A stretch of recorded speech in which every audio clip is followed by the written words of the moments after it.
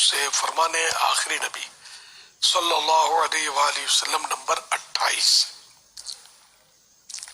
جس نے یہ کہا جزا اللہ عنا محمدا ما هو آکلوہ صلی اللہ علیہ وآلہ وسلم، 70 فرشتے 1000 دن تک اس کے لیے نیکیاں لکھتے رہیں گے۔ صلو علی الحبیب صلی اللہ علی محمد۔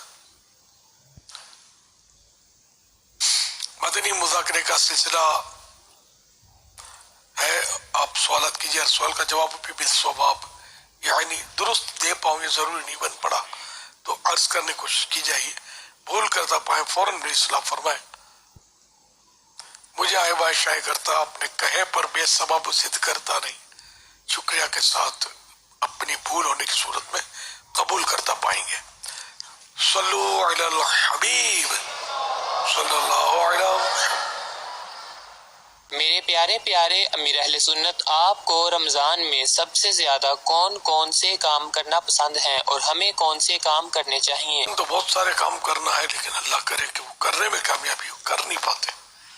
بہرحال کہ رمضان شریف میں وہ نیکیاں کمانے کا مہینہ آتا ہے، مغفرت کروانے کا مہینہ آتا ہے، جہنم سے آزادی کے لیے خاص کوشش کرنے کا ظاہر مہینہ ہے، بلکہ آزادیاں ملتی ہیں اللہ کی رحمت سے، تو اس کے لیے بندہ چاقو چوبند رہے، روزے پورے رکھے، تراویح پوری پڑھے، اور نمازیں تو سارے ہی سال فرض ہے، اس میں اور زیادہ اہتمام کرے، جماعت بھی سارے سال واجب ہے شرائط پائے جانے کی صورت میں، رمضان میں اس کی مزید تاکید کرے، تلاوت سارا ہی سال نیک کام ہے، لیکن رمضان شریف میں ثواب بڑھ جاتا ہے، تو خوب بندہ تلاوت کرے قرآن کریم کی، کہ رمضان پاک کی یہ خصوصیت بھی ہے کہ ماہ رمضان جو ہے یہ ماہ قرآن بھی ہے، یعنی ماہ نزول قرآن، کہ اس میں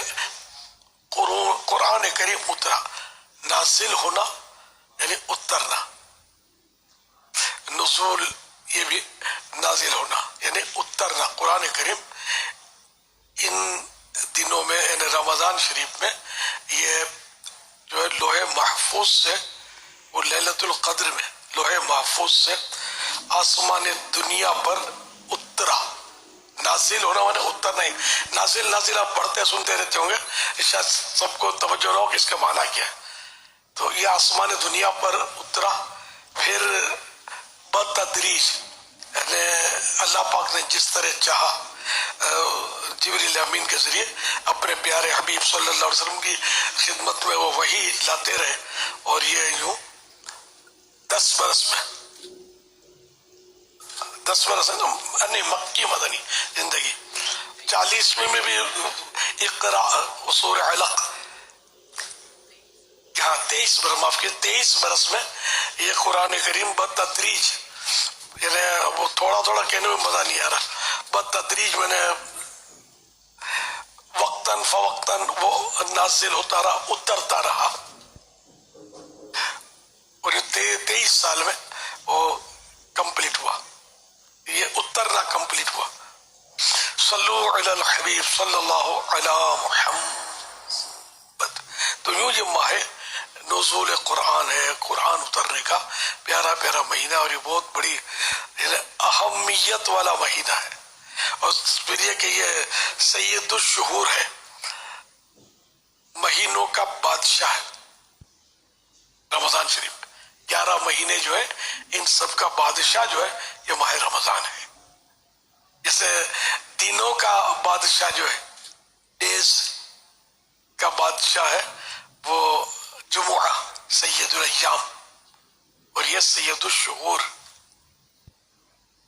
میرے آقا صلی اللہ علیہ وسلم ہے سید الانبیاء، نبیوں کے آقا۔ صلو علی الحبیب صلی اللہ علی محمد۔ امیر اہل سنت کی بارگاہ میں سوال عرض ہے کہ اگر کوئی شخص مکہ شریف اور مدینہ شریف سے واپس آتا ہے تو اس سے ہدیے کا مطالبہ کیا جاتا ہے، مثلا کھجور زمزم شریف وغیرہ، تو آیا کہ یہ سوال میں شامل ہوگا یا نہیں، اور اس طرح سے مانگنا کیسا؟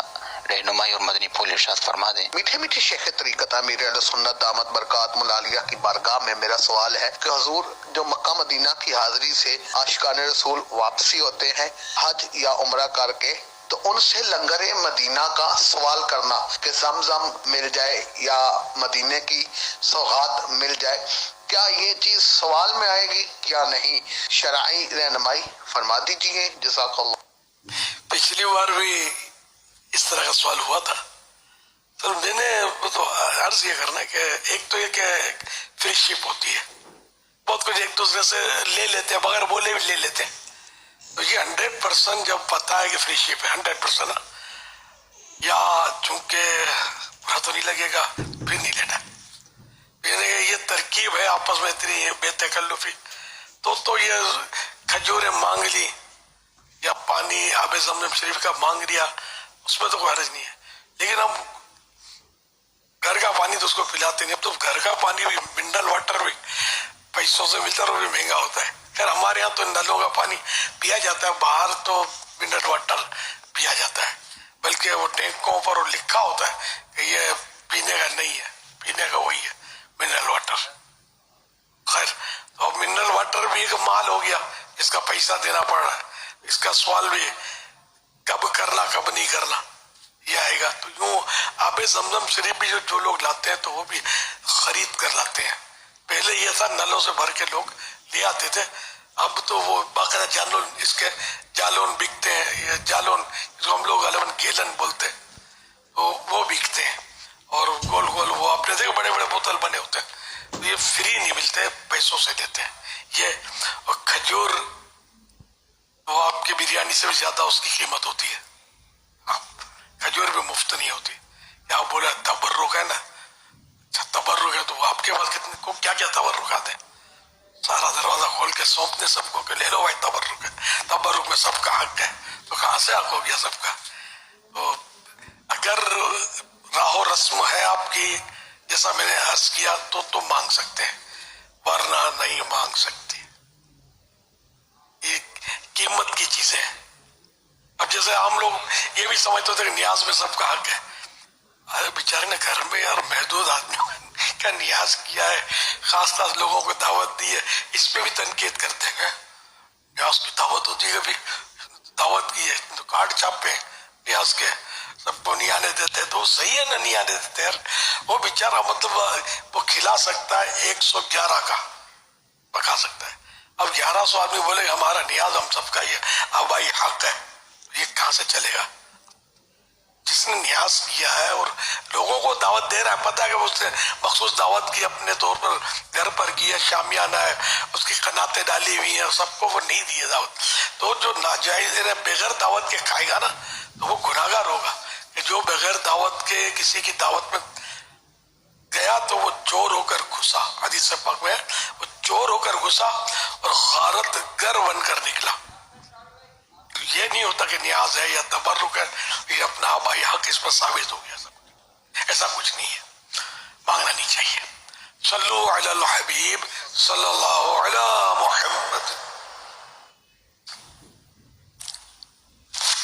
سوال ہے کہ طواف کے دوران اگر وضو ضائع ہو جاتا ہے تو اس کے بارے میں کیا ہونا چاہیے؟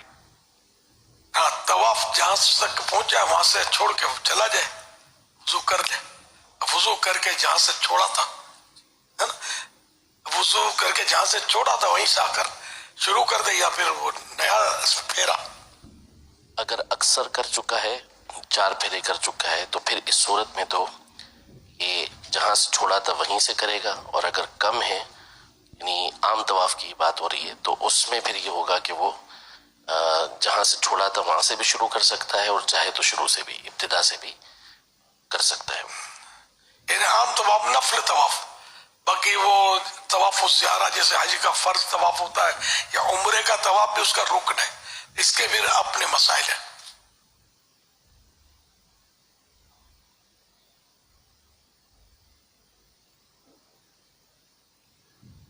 امیر اہل سنت کی بارگاہ میں عرض، دنیا کے غم میں تو ہمارے آنسو بہتے ہیں، کوئی ایسا عمل بتا دیجیے گا آخرت کے غم میں ہمارے آنسو ہمیں بہانے کی توفیق مل جائے. اس کے لیے ہمیں کیا کرنا چاہیے؟ اس کے بارے میں کچھ وظیفوں ارشاد فرما دیجیے گا. ہاں، غم روزگار میں تو میرے اشک بہ رہے ہیں، تیرا غم اگر رلاتا تو کچھ اور بات ہوتی. واقعی یعنی کہ وہ ہمارا حال ایسا ہی ہے. تو جس چیز کا جتنا احساس زیادہ ہوتا نا، اتنا اس کا مطلب یعنی کہ وہ اظہار یا رد عمل دیکھا جاتا ہے. اب چونکہ دنیا کی محبت ہمیں بہت زیادہ ہے، اس لیے دنیا کی محبت میں حالت جو ہے وہ یہ کہ دنیا کا نقصان ہوتا ہے تو رنج زیادہ ہوتا ہے، صدمہ زیادہ ہوتا ہے. کچھ سکے گم گئے، 150 روپے ہی اگر لاس ہو گیا یا ہمارے گم ہوئے تو دل بے چین ہو جاتا ہے. لیکن وہیں ہم نمازی کوئی مقابلہ کر نہیں سکتا ہمارا، اور جماعت چلی جاتی تو کیا غم ہوتا ہے ہمیں. کیا نماز قضا ہو جاتی ہے تو رنج ہوتا ہے کہ صاحب نیند اڑ جائے، بے چینی ہو جاؤ، بڑا حادثہ ہو گیا یار، کیا ہو گیا بھائی، بس تباہ ہو گیا میں آج تو، بس حادثہ ہو گیا، ایکسیڈنٹ ہو گیا، کیا ہو گیا بھائی، میری نماز قضا ہو گیا. اس میں کیا ہوتا ہے؟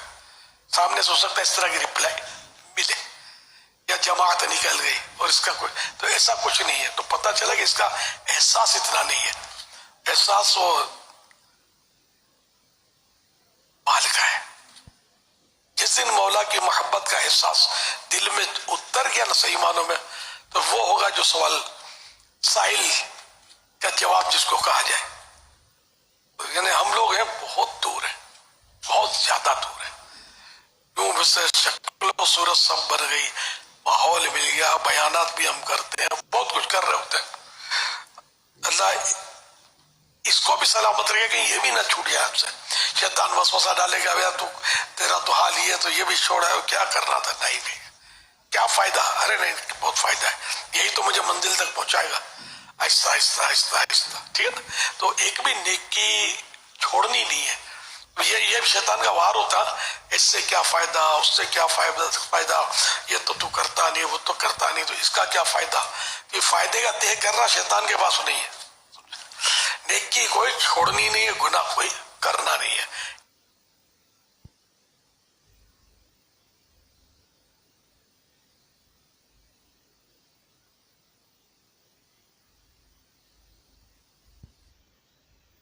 نیکی کوئی چھوڑنی نہیں ہے، گناہ کوئی کرنا نہیں ہے.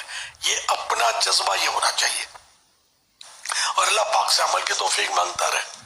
تو جب ہمارے دل میں اس کا احساس بڑھے گا، پھر یہ کہ سوز و رقت کے لیے رزق حلال یہ بھی ایک حصہ اس کا بہت بڑا، اس کی کمی ہے. صدق مقال، سچ بولنا. پھر اور جو اچھے اعمال ہیں وہ بھی ان چیزوں کو بڑھائیں گے، ہمارے دل کی رقت کو. لیکن ان کی بھی ہمارے بہت کمی ہے. اعمال تو کر لیتے ہیں لیکن وہ اس طرح ضائع ہو جاتے ہیں ہم کو پتہ نہیں چلتا. جیسے بعض بار ریا کی نظر ہو جاتے ہیں، دکھاوا اس میں شامل ہو جاتا ہے، اور طرح طرح کی اس میں یوں خرابیاں پیدا ہو جاتی ہیں، اور ہمارا عمل یوں لگتا ہے کہ ہم نے عمل کیا، لیکن الٹا وہ عمل جو گناہ کا ذریعہ بن چکا ہوتا ہے، ہمیں اس کا احساس نہیں ہوتا. یہ ساری باتیں مطلب دیکھنی ہے. اور یہ ایسا مطلب یہ نامراد بیماری ہے ریا جو ہے کہ بغیر چین نہیں پڑتا بندے کو. لوگوں کو کسی طرح پتا چلے اور میری واہ واہ ہو، لوگ مجھ سے متاثر ہو گئے، یار کیا یار، اوہو.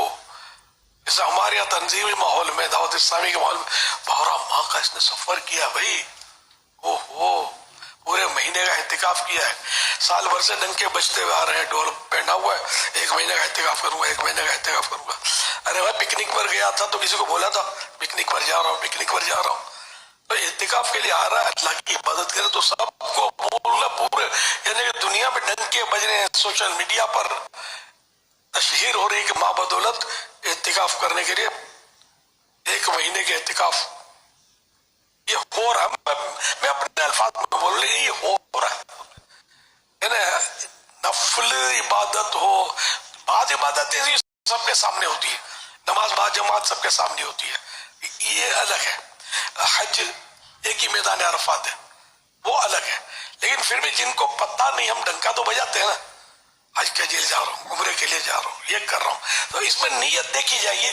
اگر اپنی واہ چاہتا ہے تو برا، اگر واہ نہیں چاہتا، یہ چاہتا ہے کہ لوگ میرے لیے قبولیت کی دعا کریں گے، یہ نیت ہے تو مبارک ہو آپ کو.